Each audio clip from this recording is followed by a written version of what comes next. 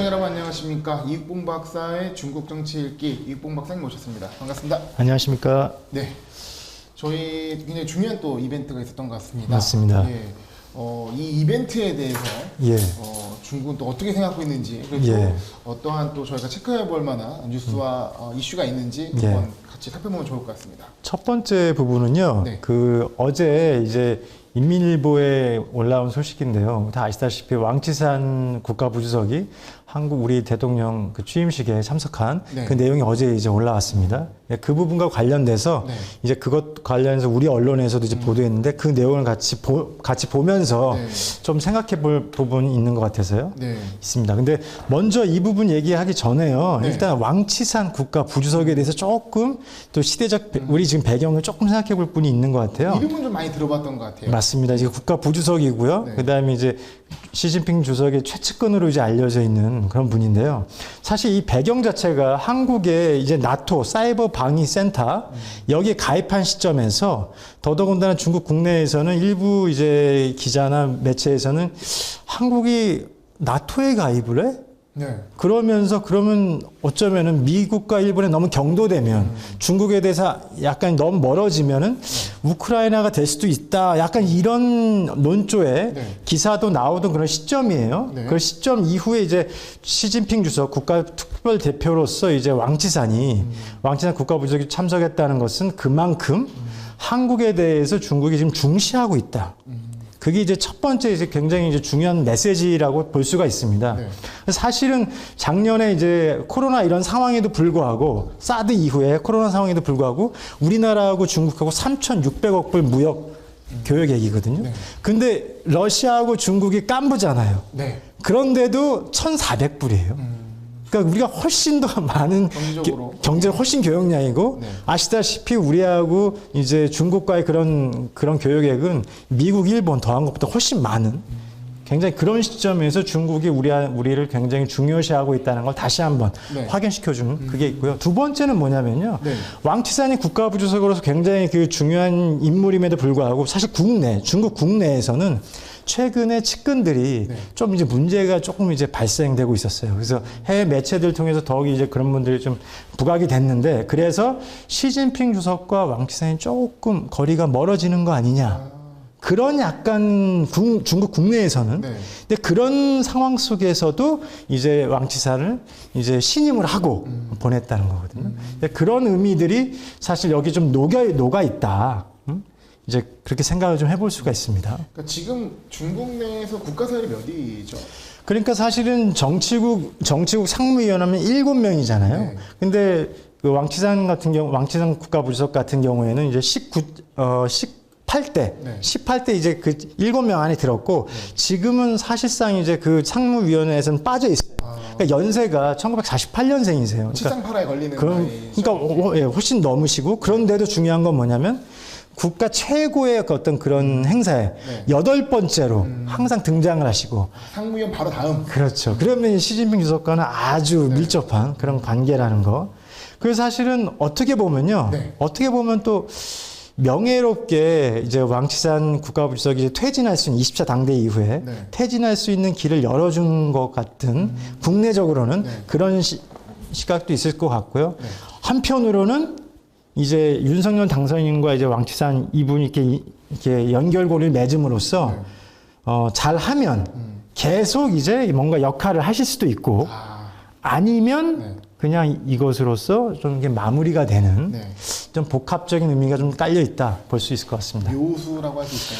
네. 그럴 수 있을 것 같아요. 예. 다음 화면 보면 예, 굉장히 분위기가 좋습니다. 미소를 짓고 두 분이 맞습니다. 네, 악수를 나누는 예. 모습인데. 네. 그래서 이제 이 부분 관련돼 가지고 이제 우리나라 중앙일보에서 이제 윤석열 반중을 촉청하면서 민간 문제권의 왕岐산 사드 압박 시작하나 이제 이 기사가 떴어요. 네. 근데 저는 이 기사를 보면서 민간 문제에 대해서 사드라는 의미를 이제 여기 기사를 읽다 보면 이제 뽑아내시는데 좋은 글이다라는 생각이 들었고요. 네. 근데 그러면서도 한 가지 이제 언론이 갖는 그 중요성, 영향력, 한중간의 어떤 인식을 형성하는데 굉장히 중요한 역할을 하기 때문에 자세히 보고 싶었는데요. 보면은 이 기사 내용에 숨은 가시가 있다. 이런 표현이 나옵니다. 근데 사실은 우리가 아다르고 어다르다고 하지만은 어떤 표현을 쓰느냐에 따라서 좀 이제 뉘앙스가 다를 수 있는데 숨은 가시가 있다고 표현했어요. 그게 뭐냐면 이제 축하에만 초점이 맞춰지지 않고 왕 부주석의 한 발언이 말미에 민감한 문제를 타당하게 처리하는 것. 네. 그러니까 사실상 민감한 문제라는 거를 이 왕 부주석이 실제로 제시하진 않았지만 사드라는 거예요. 그러니까 민감한 문제가 문재인 정부 내내 한국의 고고도 미사일 방어체 사드의 체계를 배치해 지적할 때 쓰던 표현이다라고 하면서 이제 얘기를 했던 거죠. 네. 그런데 이게 결국은 이 기사에서는 양국 관계가 그 사드로 인해 가지고 이제 그 갈등 극복하고 어느 정도 합의로 나아간 것으로 보였지만 실제는 아니었다라는 이제 지적을 해요. 네. 그러면서 다시 이제 왕 부주석이 사드 문제를 민감한 문제 또 이제 가지고 들고 나왔다 이렇게 얘기를 하는데 사실 이 부분에서 조금 지적할 부분이 사드 이후에 사실은 그 한국인 방문자 수가 2016년에는 807만 명, 2017년도에는 417만 명, 그러니까 큰 폭으로 줄었어요. 근데 사실 이것을 제외하고는 사실 경제적인 부분에서는 작년엔 3,600억 불, 그 다음에 한국 경제가 중국에서 차지하는 비중이 대략 25% 정도? 이 정도는 좀 이렇게 굉장히 일관되게 좀 유지를 해오고 있거든요. 그렇기 때문에 어떻게 보면 중국과의 관계에서 우리가 생각하는 것만큼 경제적인 우리가 이익, 손실은 사실은 크게 없는 측면이 있다. 근데 그거잖아요. 기회비용. 그러니까 그렇죠. 더 많은 교육, 특히 뭐 게임이나 아니면 그렇죠. 한류라는 부분에서 더 많은 그렇죠. 걸 만들 수 있었을 텐데 그렇죠. 혹시 막혔던 부분. 맞습니다. 네, 한 2배는 더 할 수 있지 않았을까? 그러니까 이제 3,600억 불인데 네. 사실 우리가 더 할 수도 있다는 거죠. 5천억 불도 가능했던 거죠. 엄청나게 더 할 수 있다는 거죠. 그러니까 사실 우리가 그런 것들을 이제 고려할 필요가 있고요. 그 다음에 이 밑에 보면은 이제 민감한 문제 타당한 처리하면서 얘기를 하는데 그렇지 않아도라는 표현을 썼어요. 근데 사실은 내용상 보면은 이제 윤 대통령께서 대선 기간 동안에 이제 사드 추가 배치라는 것을 사실 이제 다시 언급을 하면서 네. 이게 한 줄 공약에서 나왔었죠. 그렇죠. 그러니까 중국이 그거에 대해 더 민감하게 반응하기 때문에 그렇지 않아도라는 표현보다는 사실 그렇기 때문에라는 것이 문맥상은 그 의미상은 더 맞는 것 같은데 그렇게 돼 있고요. 그 다음에 이제 이런 발언 자체가 이미 어떻게 보면 사전에 이미 계획했다는 뜻으로 이렇게 얘기가 나오는데 사실 국가 부주석이 그 주석에 시진핑 주석이 어떤 뜻을 가지고 왔을 때는 사전에 충분히 준비가 될 수밖에 없는 것 같아요. 그냥 친서를 갖고 왔다는 얘기도 있던데. 친서 갖고 왔고 그리고 그걸 갖다가 이제 어떻게 뉘앙스가 글자로 전달하는 거고 또 다른 면이 있으니까 충분히 어떻게 보면 준비가 됐다라고 할 수도 있는데 사전에 계획이 돼 있다는 것은 중앙일보의 논조 자체가 약간 좀 날이 서 있다라는 평이신 거죠. 그러니까 이제 그 내용 자체보다도 어떤 우리가 뉘앙스를 쓰냐에 따라서 인식이 어떤 폭은 크게 차이가 날 수 있는데 전반적인 한국의 인식이 아닐까요? 그럴 수 있다고 생각합니다. 예. 그런데 이제 우리가 어떻게 표현하느냐에 따라서 좀 달라질 수 있다고 생각을 하고요. 네. 그래서 이제 한국의 인식이 아니라 한국 언론의 인식. 한국 언론. 정확히 표현하다. 한국 언론의 인식이 이제 대중의 인식에 영향을 또 주는 거죠. 맞습니다. 그래서 여기서는 또 이제 윤 대통령의 모두 발언은 1분 정도였죠. 왕 부주석은 무려 8분. 네, 무려 그러니까 8분. 무려 8분. 그러니까 8분 사실은 우리 대통령에 비해서 많은 말씀을 하셨으니까 좀 그럴 수는 있지만 손님이기 때문에 생각할 수도 있고 근데 무려라는 표현 이렇게 썼고 그다음에 이제 관련 내용을 5개의 항으로 정리까지 해서 조목조목 설명을 했다. 그러니까 이 부분 이런 부분들을 보면 어떻게 보면 좀 이제 그 약간 좋게 볼 수도 있는데 좀 약간 좀 그러니까요. 안 좋은 시각으로 보는 건 아닌가? 그러니까 어떻게 보면요 중국이 그만큼 한국에 대해서 지금 뭔가 좀 잘해보려고 성의를 다해보려고 성의로 볼 수 있는 뭔가 좀 할 말이 많고 잘해보려고 이렇게 할 수 있는 거잖아요. 네. 근데 또 어떻게 표현하냐에 따라서는 마치 이렇게 좀 훈계하듯이 뭔가 시간도 더 많이 하고 그렇게도 이제 여겨질 수 있다는 점에서 약간 그런 생각이 좀 들었고요. 네. 그다음에 중앙경제 상호 보안성이 강화되고 그다음에 공공기반 문제는 조 바이든 미국 행정부가 중국 상대로 버릇을 제대로 고치겠다며 강한 견제를 이런 부분들은 사실 이제 뒷부분에서 좀 언급을 좀 하겠지만 사실 미국도 이제 관세 부분 중국에 대한 관세 부분에 대해서 좀 철폐를 해야 되는 거 아니냐 그런 얘기들도 좀 나오고 있거든요. 네. 안 그래도 그거는 아까 전병서 소장님 얘기하면서도 예. 어떻게 보면 지금 물가가 너무 올랐기 물가 때문에 너무 올라가지고 예. 어떻게 보면 관세 부분이 좀 해소되는 것이 아니냐. 서로 좀 뭐 주식 시장도 많이 빠지고 하니까 맞습니다. 그런 예. 얘기도 좀 나오더라고요. 맞습니다. 네, 예. 협력의 모습이 나올 수 있다. 그러니까 결국은 어떻게 보면 국내 사정을 최우선적으로 정권은 또 정부는 고려할 수밖에 없으니까 네. 그런 상황에서 나온 건데 사실은 미중무역 전쟁에서 이제 미국이 중국에 대한 그런 이제 보복 그런 이제 제재 조치들은 바로 이거잖아요. 버릇을 제대로 고치겠다고 하고 나온 거잖아요. 근데 지금 상황은 조금 이제 변동이 생기는 부분들도 있을 수 있을 것 같고요.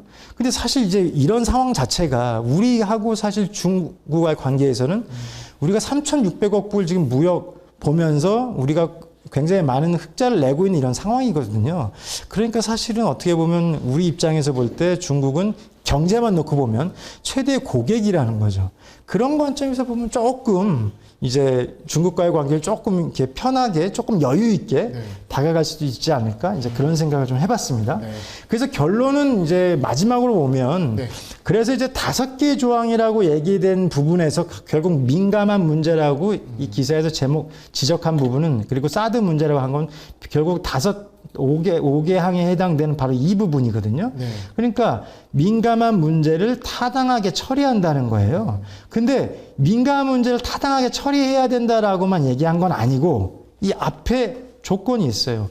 加强半岛事务协调合作. 그러니까 한반도의 문제를 갖다가 서로 협조하고 협력을 강화하면서 민감한 문제를 타당하게 처리한다. 네.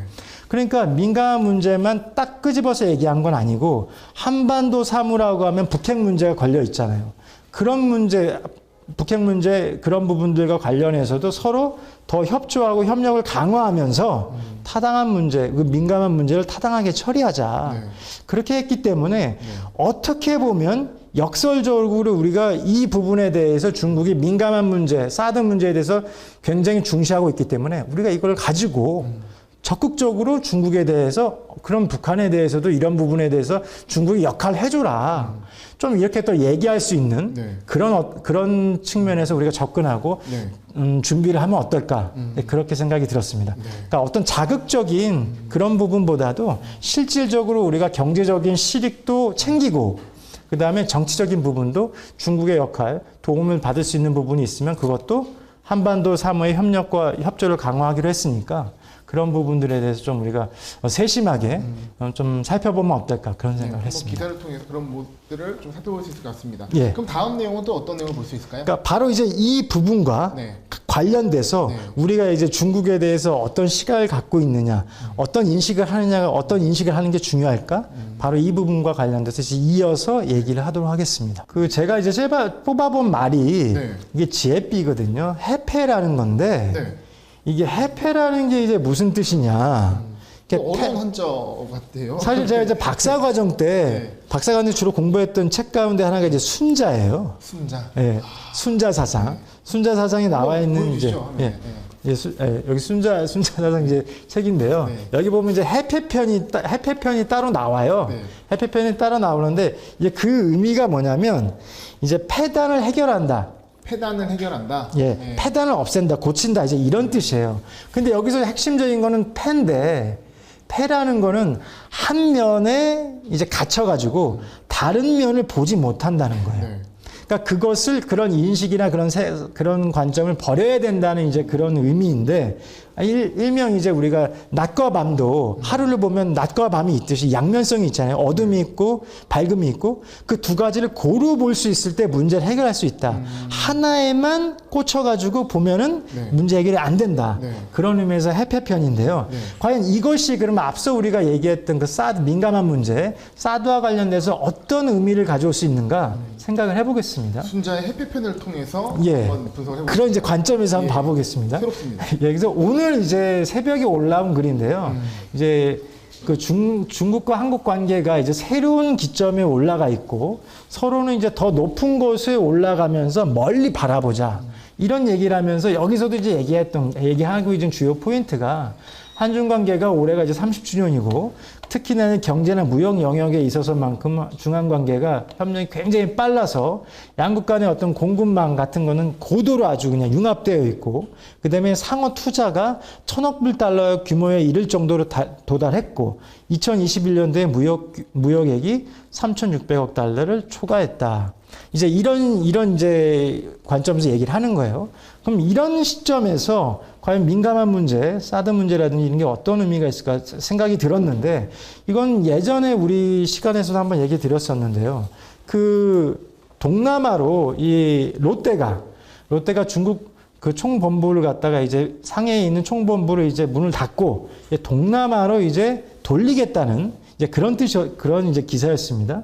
근데 바로 이제 아시다시피 이 롯데는 2016년에 주한 미군이 이제 사드를 갖다가 그 성주 골프장에 거기다가 이제 놓으면서 이제 시작이 된 거잖아요.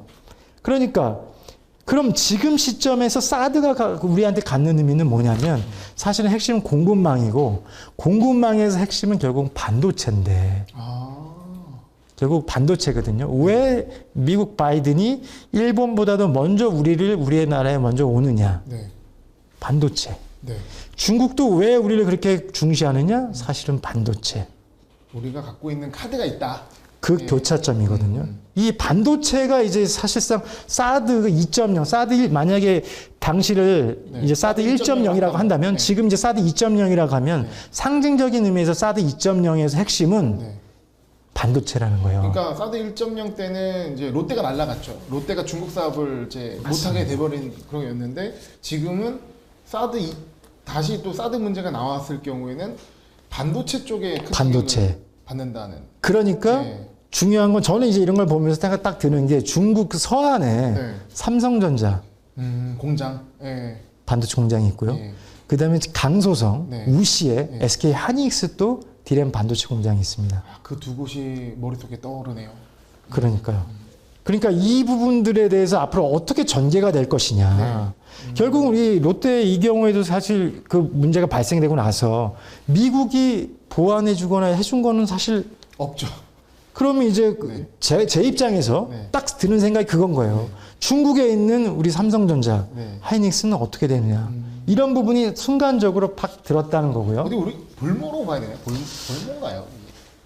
그래서 사실은 이제 반도체가 어떻게 보면 굉장히 중요한 이제 미중 사이에서 우리가 지렛대 역할을 할 수 있는 교차점이 지금 영역에 와 있다는 거예요. 카드기도 하고 참 모호한 지점에 있는 것이고 좀 생각을 좀 많이 해야 되는 지점. 그렇기 때문에 사실 우리가 이 문제를 해야지 이게 발목 잡히면 안 될 것 같아요. 그러니까요. 예. 그래서 이제 고민해야 될 부분이라는 거고요. 또 하나가 이제 보이는 점이 뭐냐면 이제 오늘자 이제 그 연합뉴스에서 나왔는데 미국의 입장에서는 러시아가 다시는 침공 못하게 이제 확실하게 이번 기회에 러시아를 잡아야 된다. 네. 그러니까 우크라이나 침공하면서 저지른 종류의 짓을 다시는 할 수 없을 정도로 러시아를 이번 기회에 약화시키는 것이 미국의 러시아에 대한 전쟁 목표.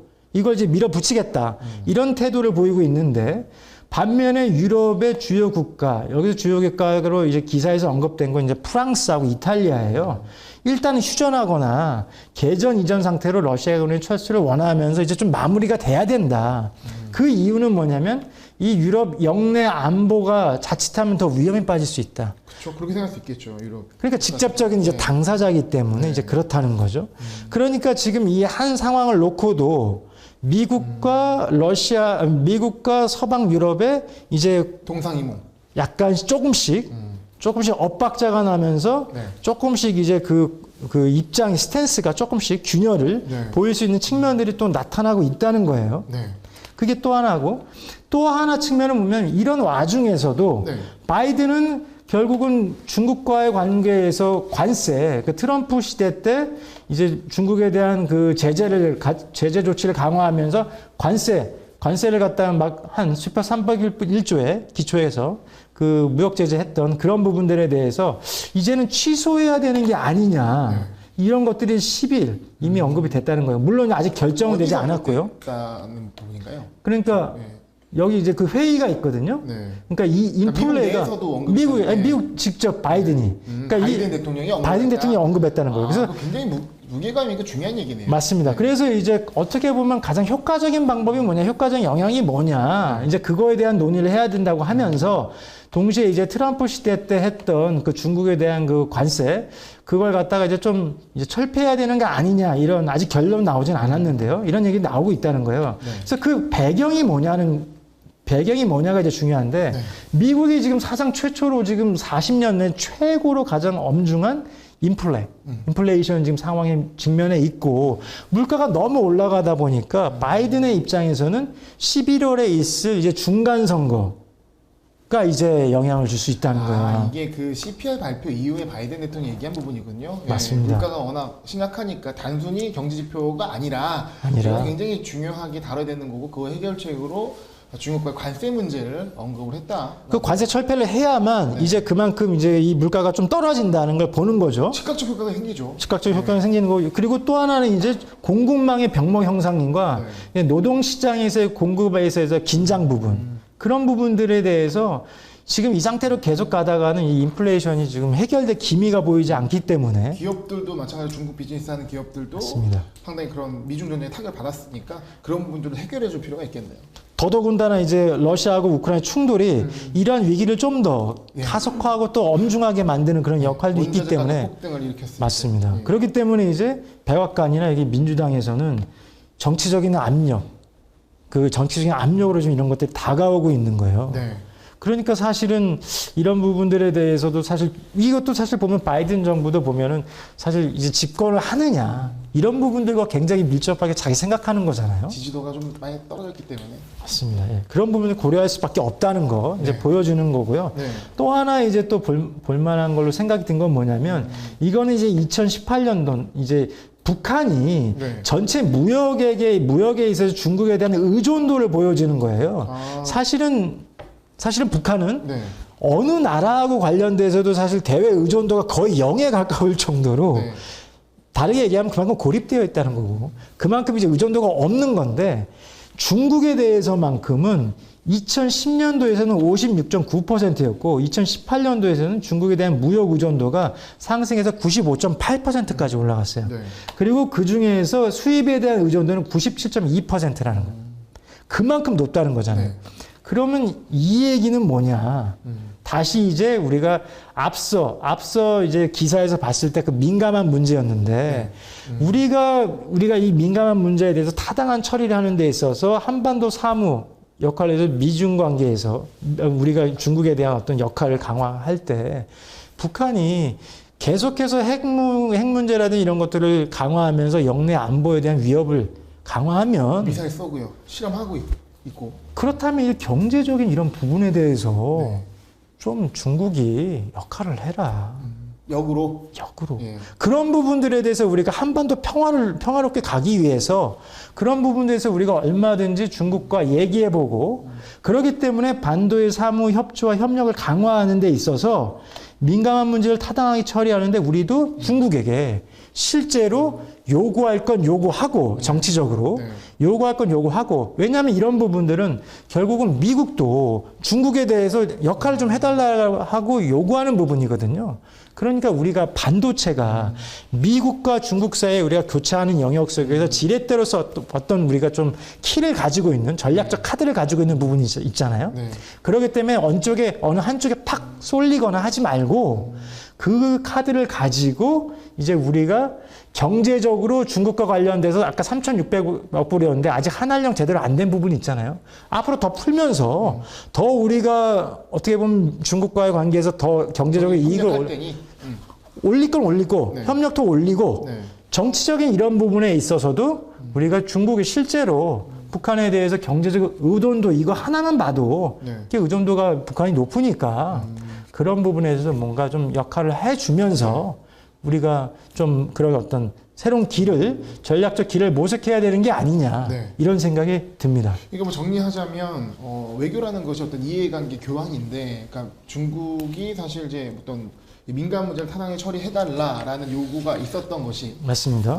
사드를 얘기하는 것이고 그 반면에 우리도 그 부분에 있어서 똑같은 관점에서 북한이 중국 의존도가 매우 높기 때문에 북한이 좀 우리 입장에서 예. 안보적인 위협이 감소되도록 행동할 수 있게 나서달라 이런 이해관계 교환을 얘기하시는 거네요. 맞습니다. 네. 그러니까 민감한 문제에 대해 타당에 처리해달라고 요구를 했잖아요. 네. 그럼 우리가 그 요구를 어떻게 하느냐에 따라서 우리도 또 다시 네. 뭔가를 우리도 요구할 수가 있잖아요. 네. 그런 부분에 있어서 한반도 3월 관련돼서 우리가 생각해 볼 부분들. 그러면서도 반도체를 둘러싼 우리가 지켜야 될 부분들. 사드 1.0 때 그걸 재반복하면 안 되기 때문에 우리가 공부하는 이유는 연구하는 이유는 그거잖아요. 그러니까 그런 부분에 있어서 우리가 철저하게 이 맥락을 갖다가 민감한 문제를 건드렸다. 그래서 심기가 우리가 불편하다. 자극받았다. 이런 식의 부분에서 멈추는 것이 아니라 일차원적인 반응하지 말고 그렇죠. 그러니까 실질적으로 우리가 챙길 거 챙기면서 전략적으로 접근하자. 뭘 적어주세요? 한중수교 30주년이니까요. 그래서 사실은 우리가 여기서는요, 그 약간 사유, 생각의 방법이 조금 변화가 필요하다고 생각할 수 있는데, 미국과 우리 서방, 우리 기본적인 이 사유 방식 중에 하나는 이 는으로 약간 표현할 수가 있을 것 같거든요. 1 더하기 1은 2다. 그러니까 좌변과 우변이 같아야 되는 거예요. 그럼 이 얘기는 뭐냐면, 이 얘기는 1이면 A면 A지 A는 B가 될 수 없는 거예요. 그런데 이 위에 제가 쓴 이 얼이라는 거거든요. 이 얼이라는 거는 A이면서 B일 수가 있어요. 그러니까 우리가 잘 아는 하나이면서 둘이고 하나이면서 다 많다는 의미에. 그러니까 우리 사고 중에 이런 게 있잖아요. 사유 방식 중에 너 안에 나 있다. 나 안에 너 있어. 이게 가능한 사유 방식이 바로 이거예요. 얼이에요, 얼. 너는 너고 나는 난데 너는 너, 나는 는의 방식이고 너 안에 나 있고 나 안에 너 있고는 이 얼의 방식이에요. 그러면 미국은 미국이고 중국은 중국이고 미국은 중국이 아니다. 이 사유 방식이 아니라 지금 우리한테 필요한 사유 방식은 미국이면서 중국일 수 있는 중국이면서 미국일 수 있는 이런 전략적인 사유 방식이 필요한 시점이 아니냐. 사유의 전환이 필요하다. 알겠습니다. 네. 어떤 그 윤석열 대통령 취임식 그리고 또 왕치산 국가 부주석이죠. 맞습니다. 방안을 통해서 저희가 좀 그 방안을 어떻게 우리가 바라보는 입장 맞습니다. 그리고 뭐 아까 연결해서 뭐 사드 2.0 부분까지 살펴봤는데요. 사유의 변화가 필요하다라는 거를 저도 많이 공감할 것 같습니다. 맞습니다. 박사님 오늘 말씀 감사합니다. 감사합니다.